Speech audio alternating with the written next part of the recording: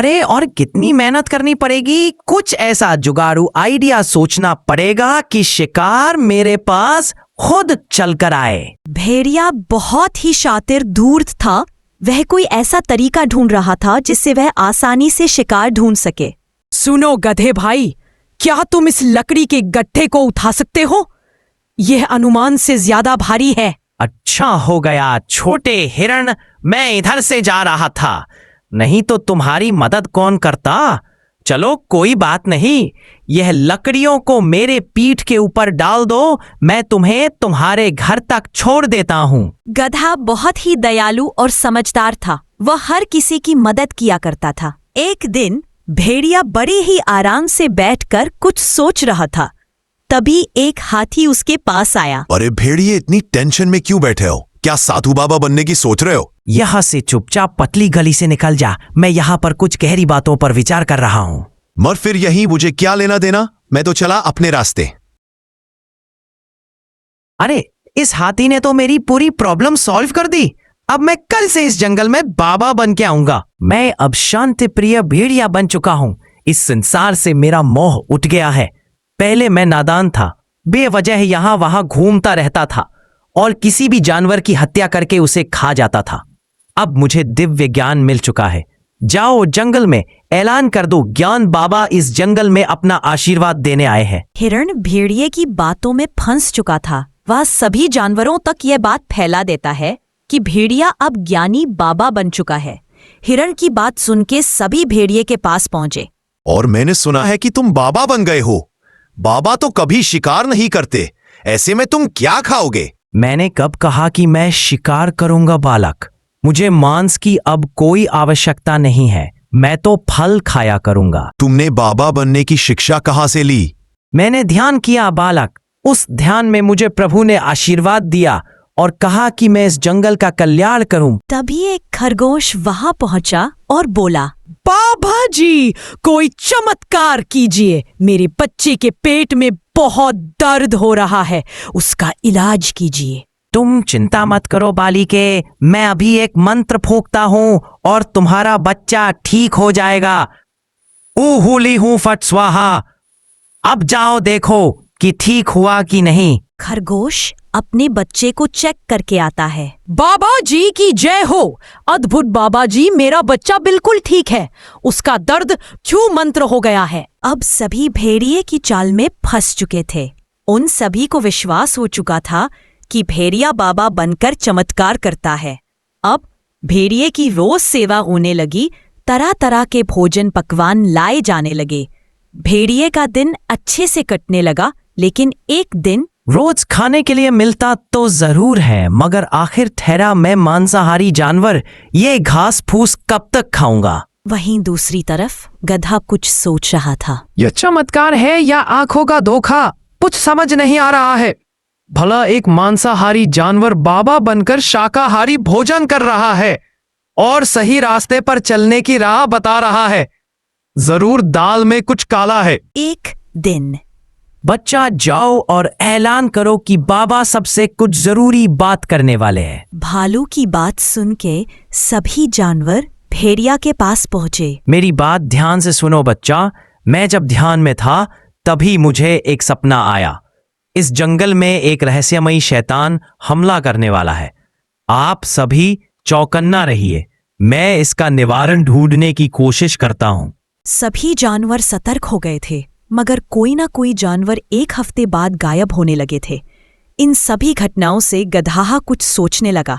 भेड़िए के कहने के बाद से ही यह सभी घटनाएं घट रही हैं। क्या सच में उसने यह सब देखा है, या फिर कहीं उसी की चाल तो नहीं है? आज रात को जंगल में पहरा देना होगा। रात हो गई थी। गधा एक पेड़ के पीछे छुपा हुआ था। तभी उसे किसी के आने की आवाज सुनाई दी। गौर से देखने के बाद उसे मालूम हुआ कि यह तो भेड़िया है। अच्छा, तो यह बात है, दिन में बाबा और रात में शैतान। इसका पीछा करना पड़ेगा। आखिर यह करता क्या है? अरे खरगोश, यहाँ क्या कर रहे हो? तुम्हें मालूम नहीं क्या आसपास शैतान घूम रहा है? इस रात के अंधेरे में मैं अपना रास्ता भूल गया हूँ बाबा जी। क्या आप मेरी मदद कर सकते हैं? अरे मेरे साथ चलो, मैं तुम्हें रास्ता बताता हूँ मोक्ष का। और भेड़िया उसे झाड़ियों में ले गया और उसका शिकार कर दिया। गधे ने सारी घटनाएं देख ली थी। अगले दिन बाबा जी, मेरे पति अभी तक घर नहीं पहुंचे। अपनी दिव्य शक्तियों का इस्तेमाल करके पता लगाए कि वे कहाँ है। इसमें ध्यान लगाने की कोई जरूरत नहीं है। मैं बताता हूँ कि तुम्हारा पति कहाँ है। तुम्हारे कहने का क्या मतलब है? यह जो बाबा बना फिरता है, यही असली शैतान है। यही जानवरों का शिकार करता है और सभी जानवरों को झूठ बोलता है। तुम्हारे पति का शिकार भी इसी ने किया है। तुम यह क्या कह रहे हो? तुम्हें मालूम नहीं है क्या बाबा जी सिद्ध ज्ञानी है? भाइयों, मैं सच कह रहा हूँ, इसे खरगोश का शिकार करते मैंने अपनी आंखों से देखा है। अपनी ये बकवास बंद करो। बाबा जी ने अपनी सिद्ध से चुटकी में खरगोश के बच्चे का इलाज किया है और तुम कहते हो यह ढोंगी है।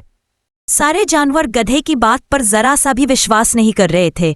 गधे को भी समझ आ गया कि ऐसे में उसकी दाल नहीं गलने वाली। उसने तुरंत एक तरकीब निकाली। आप सब कह रहे हैं तो मैं मान लेता हूं कि यह मेरी आंखों का भ्रम है। मुझसे बहुत बड़ा पाप हो गया। आप सभी मुझे एक बार प्रायश्चित का मौका दें। ठीक है बालक, बाबा तुमसे नाराज नहीं है। फिर भी तुम मेरी सेवा करना चाहते हो तो इसमें तुम्हारा ही कल्याण होगा। बाबा, आज आप मेरे यहाँ भोजन करेंगे। मैं समझूंगा कि मेरे पाप थोड़े कम हो गए हैं। ठीक है बालक, हम भोजन करने आएंगे। स्वादिष्ट पकवान तैयार करके रखना। गधे ने बहुत सारे पकवान बनाए थे। उसने भेड़िए के साथ साथ राजा शेर सिंह और कुछ अन्य जानवरों को भी बुलाया था। गधे ने सभी को खाना दिया। सभी ने मजे से भोजन किया। लेकिन जब भेड़िए ने भोजन किया तो उसे तेज जलन होने लगी। गधे ने जानबूझकर उसके खाने में तीखी मिर्च डाला था। गुस्से में आग बबूला होकर भेड़िए ने कहा।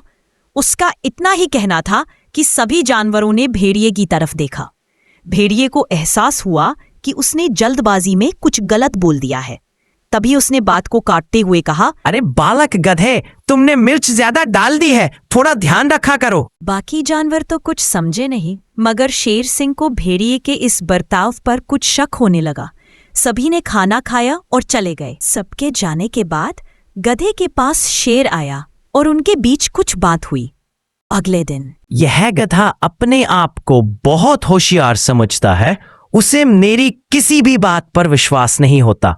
उसे रास्ते से हटाना ही होगा, वरना वो मेरा खेल बिगाड़ देगा।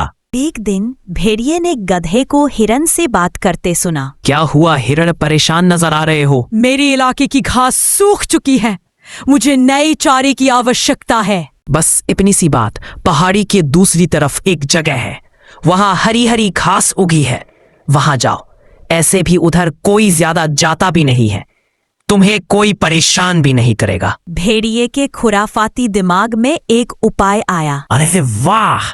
जब यह हिरन वहां पहुंचेगा, मैं पीछे से इतना जोरदार हमला करूंगा और इसे घायल करके भाग जाऊंगा। और जब यह यहां आकर अपना दुखड़ा रोएगा, तब मैं सारा इल्जाम इस गधे के ऊपर डाल दूंगा। बोलूंगा कि गधा ही असली शैतान है जो भेष बदलकर जंगल में रहता है। हिरण हरी हरी घास देखकर बहुत खुश हो रहा था। उसे मालूम नहीं था कि भेड़िए उसके ऊपर नजर टिकाए बैठा है। अरे वाह, गधे ने सही कहा था। यहाँ तो सच में नई नई घास है। हिरण घास खाने में मग्न हो गया। मौका पाकर भेड़िए ने हिरण पर हमला कर दिया, मगर भेड़िया कुछ और कर पाता उसके पहले शेर सिंह, गधा और कुछ जानवर वहां आ पहुंचे। रुक जा ढोंगी, तुम्हारा खेल खत्म हुआ। छोड़ दे उसे। महाराज, आप यहाँ कैसे? आप जो समझ रहे हैं वह सब गलत है। मैं तो बस हिरन की सुरक्षा के लिए यहाँ मौजूद हूँ। अच्छा, उसकी सुरक्षा के लिए या उसे अपना निवाला बनाने के लिए? अच्छा, तुम सबको मेरे खिलाफ भड़का रहे हो गधे, ताकि तुम मेरी जगह ले सको। अरे चुप हो जा ढोंगी, और कितने झूठ बोलेगा। मीठी मीठी बातें कर सभी जानवरों को भ्रम में रखा और सबका शिकार करता रहा और इल्जाम उस शैतान पर डालता रहा जो दिखाई भी नहीं देता। भेड़िया बुरी तरह घबरा गया था। उसकी पोल खुलते देखकर उसने गिड़गिड़ाते हुए कहा, महाराज मुझे माफ करें। तुम्हारी माफी नहीं, सजा होगी। वो तो अच्छा हुआ कि गधे ने खाने पर बुलाया और तीखी मिर्च तुम्हारे खाने में डालकर तुम्हारा मुंह खुलवाने की कोशिश की। उसी समय मुझे तुम पर शक हुआ और मैंने गधे और हिरन के साथ मिलकर यह योजना बनाई।